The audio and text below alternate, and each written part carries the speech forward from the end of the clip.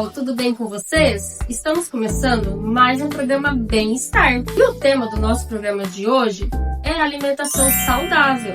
Nos dias de hoje, está cada vez mais difícil nos alimentarmos de forma saudável, sendo que os alimentos ultraprocessados estão cada vez mais presentes no nosso dia a dia. Por que será? Porque a nossa vida está mais corrida e não temos tempo? Porque eles custam mais barato? Será? Hoje, no nosso programa, contamos com uma participação muito especial. É um médico especialista em saúde da família, Dr. Éder Chicarelli Balestre. Ele estará respondendo algumas questões e te sanando algumas dúvidas sobre alimentação saudável. Será que uma introdução alimentar correta na primeira infância faz diferença? Será que realmente se alimentar saudável custa mais caro? Acompanhe o nosso programa de hoje. Meu nome é Éder Chicarelli Balestre, sou médico da Prefeitura de Toledo, trabalho na SF Bressan, médico formado desde 2012 e com especialidade em Medicina de Saúde da Família, LAFAG, em Cascavel, desde o ano de 2019. Trabalho na Prefeitura de Toledo desde o ano de 2014 e até hoje estou trabalhando na área de saúde da família. O relato mais antigo que eu conheço de um artigo que fala sobre alimentação é um artigo em inglês de 1850 chamado, numa tradução livre, Tratado da Corpulência, onde um médico ele associava a obesidade ao consumo de grãos e diversas refeições ao dia. Depois das duas grandes guerras mundiais, a alimentação passou por mudanças profundas e ali também começou esse interesse por alimentação. O que acontece? Na guerra, você criou um monte de comida para a guerra, industrializada, precisava ser preparada rápido e que não estragasse. Quando acaba a guerra, as indústrias estão preparadas e não tem mais a guerra para fornecer. Então eles começam a fornecer para as pessoas. E aí, nesse contexto, esses alimentos naturais que todos eram acostumados, às vezes até ter no fundo de casa, comprar no supermercado, foram transformados em alimentos que tinha comida que as pessoas estavam acostumadas, batata, cenoura, farinha, em alimentos cheios de produtos químicos e conservantes. E aí, mais ou menos nessa mesma época, perto de 1950, um grande estudo foi realizado lá nos Estados Unidos, chamado Estudo de Framingham. Ele começou a associar as pessoas que morriam do coração com colesterol alto e ao consumo das gorduras. Na minha lembrança, essas são as primeiras movimentos, da sociedade científica com relação a cuidar da alimentação como um causador de doença.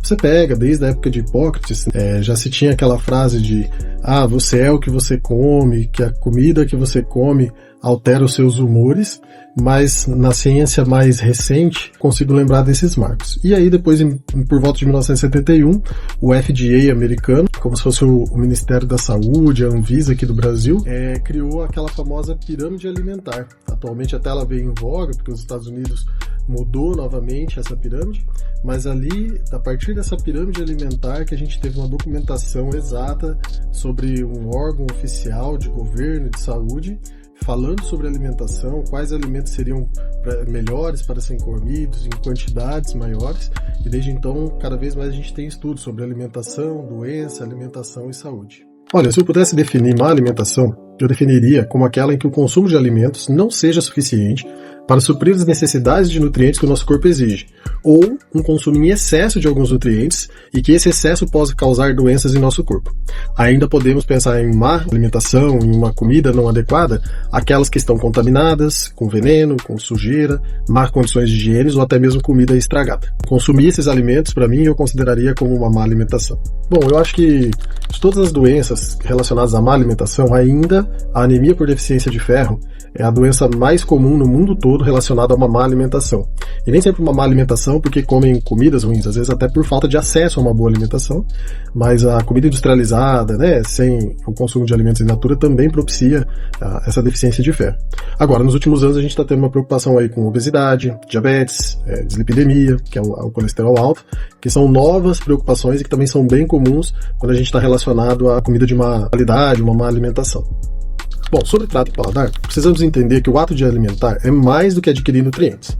o alimento sempre teve a ver com comemoração, tem a ver com reunião em família, aquela comida emocional, né? Nossa, lembro da minha mãe, lembro da comida da minha avó, lembranças que aquela comida remete. Então, o ato de comer ele é complexo, ele não é só colocar comida na boca e no estômago, né?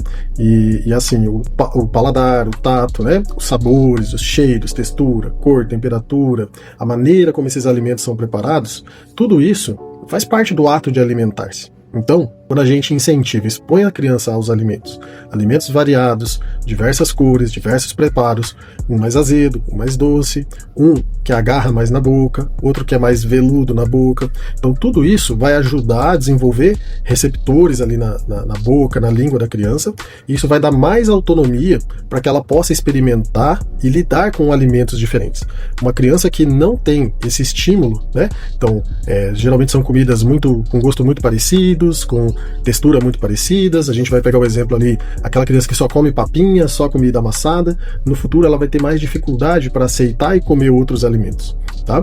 E além disso, a gente precisa prestar atenção nas nossas crianças, porque alterações do paladar, alterações na textura do alimento, e isso incomoda aquela criança, podem ser primeiros sinais de alguns problemas em saúde, de alguma doença. Então também podem indicar um caminho para a gente cuidar da saúde dessa criança.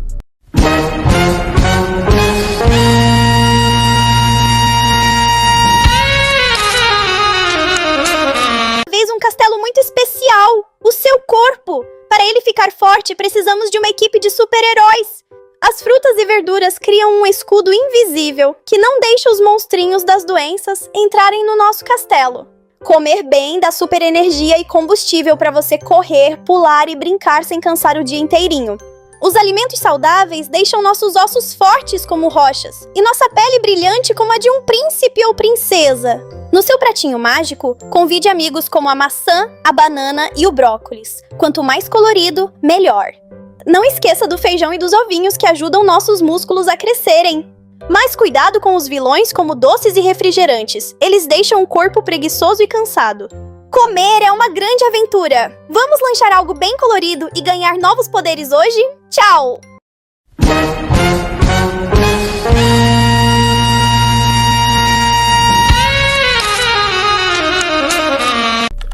Acho super importante qualquer trabalho, qualquer iniciativa que vise a melhorar a qualidade da alimentação, a qualidade do alimento dessas crianças, né?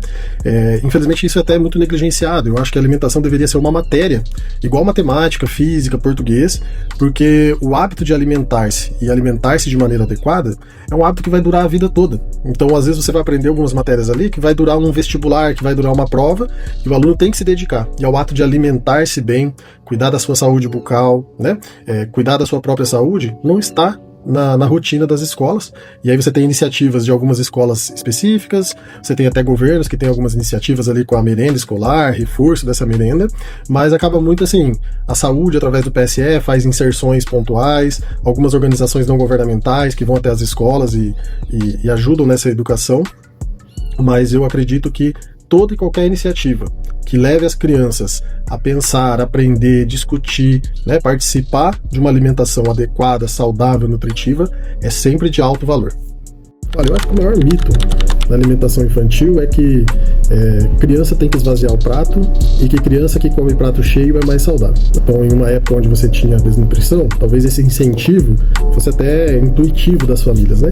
Mas hoje a gente vê que não, né? Que a gente está tendo um excesso de comida, né? E incentivar as crianças a esvaziar o prato, não respeitar a saciedade do próprio corpo, não respeitar os limites do corpo da criança, são os mitos mais prejudiciais, porque se ela tem que esvaziar um prato de arroz e feijão, o dia que ela tiver um prato de bolo, ela vai ter que esvaziar um prato de bolo, ela vai ter que encher a barriga de bolo. A gente cria um hábito que vai ser ruim independente do alimento que ela tiver ali. Mas assim, tem outros tipos de mito, que aí não é só para as crianças, né? Eles focam nas crianças, mas é para a população em geral, são os mitos da propaganda. Pegam um saquinho de suco em pó e diz lá que tá cheio de vitaminas, que o sabor é o mesmo sabor do natural, né? Induzindo as pessoas a pensar que aquilo seja saudável.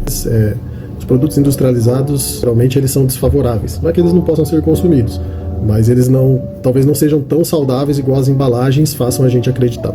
Olha, se eu pudesse dar um conselho para as famílias, O primeiro conselho seria aos pais e para os pais.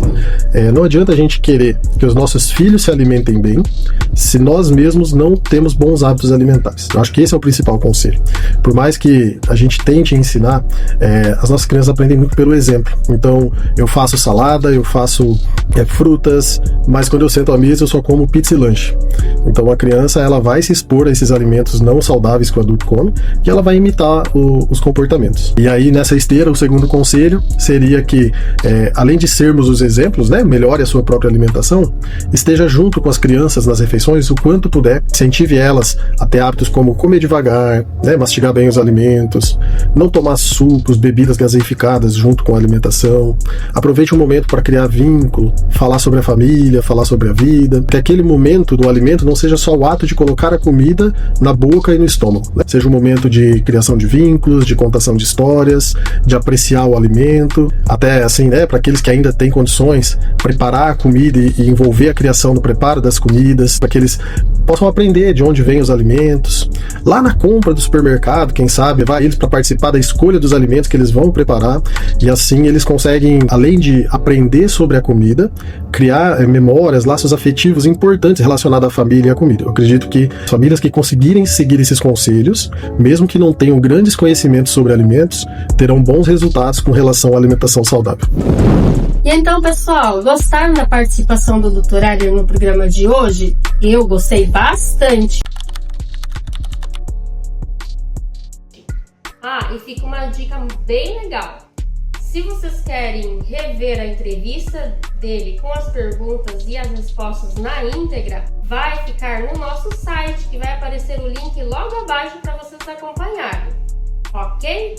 Assim, nós encerramos o nosso programa de hoje. Até a próxima. Tchau, tchau!